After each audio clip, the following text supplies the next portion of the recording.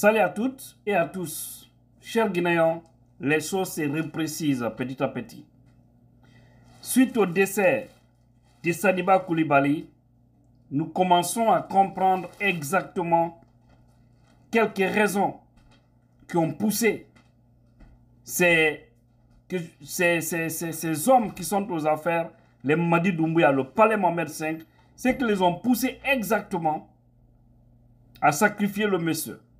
Ils redoutaient que ce monsieur était si proche de deux partis politiques parce que déjà, ce qui se dit là-bas entre eux, il y a un groupe qui pensait que lui, Sadiba, qui jouait un jeu pour le président Cellou Dalein Diallo.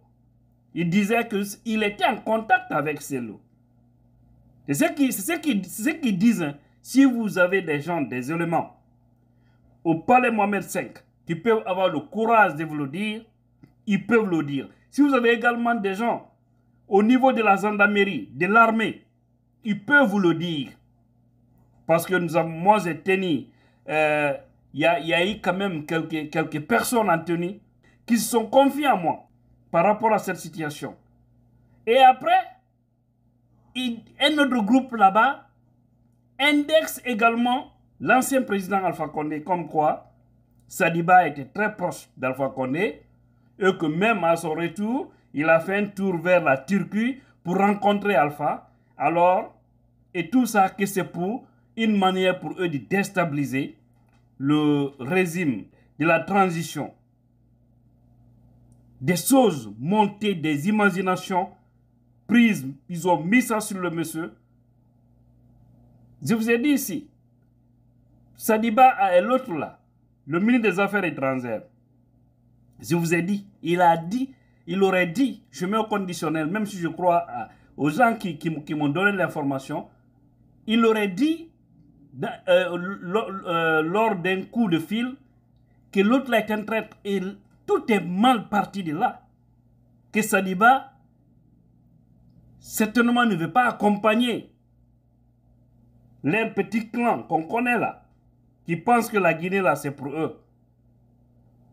Que c'est un vendu, ceci, cela.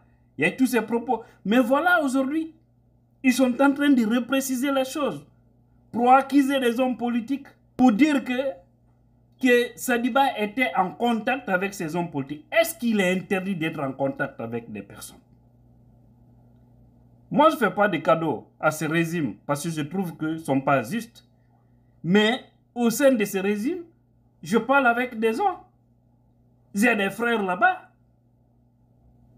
Au sein de ce régime, j'ai des amis, j'ai des connaissances. Hein?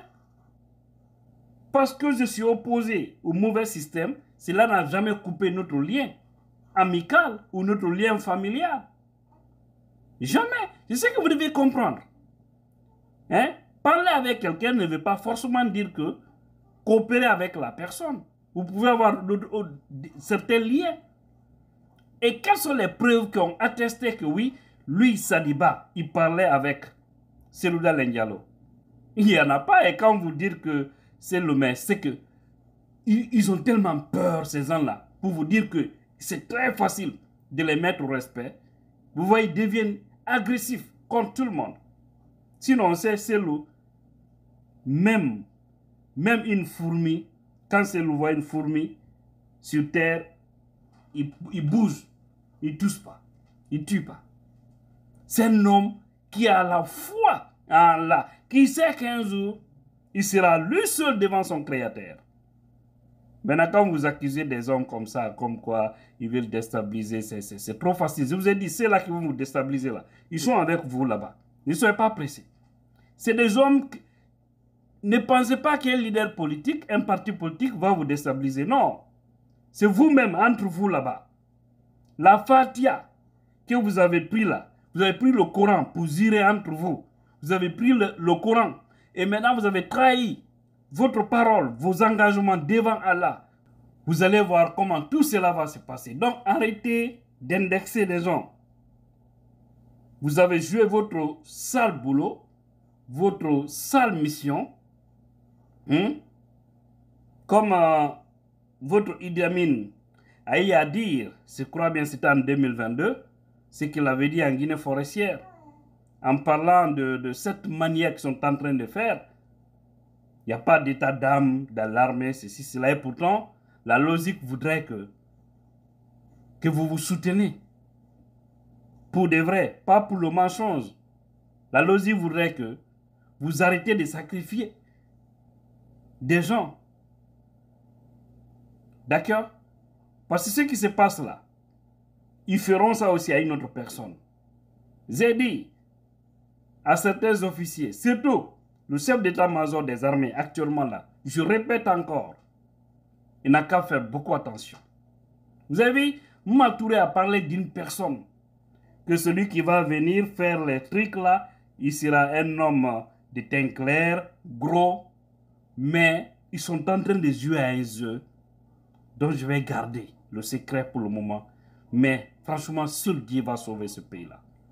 Donc que les gens là arrêtent de nous tympaniser avec leurs faux programmes de complot. Vous voyez aujourd'hui, ils commencent à aller dans au niveau des QG des partis politiques pour dire, c'est-à-dire ils veulent vérifier pour voir comment est-ce que ces partis-là sont en train de fonctionner. Patati patata. Ils ont été chez le RPG, je crois bien même chez l'IFDZ, hier, jeudi 27 juin 2024.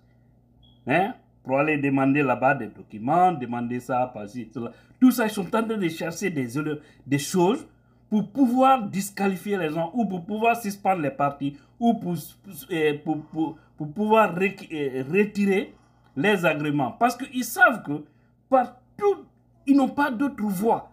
Il faut forcément passer par des élections. Et si à l'élection, il n'y a pas match, les grands partis vont rafler. Et ces grands partis-là, ce sont ces grands partis que eux, ils ont pris aujourd'hui comme ennemis. Mais je vous ai dit, en ce qui concerne quand même IFDZ, ne pensez pas que nous, on va venir au pouvoir pour se venger. On ne va pas se venger de vous.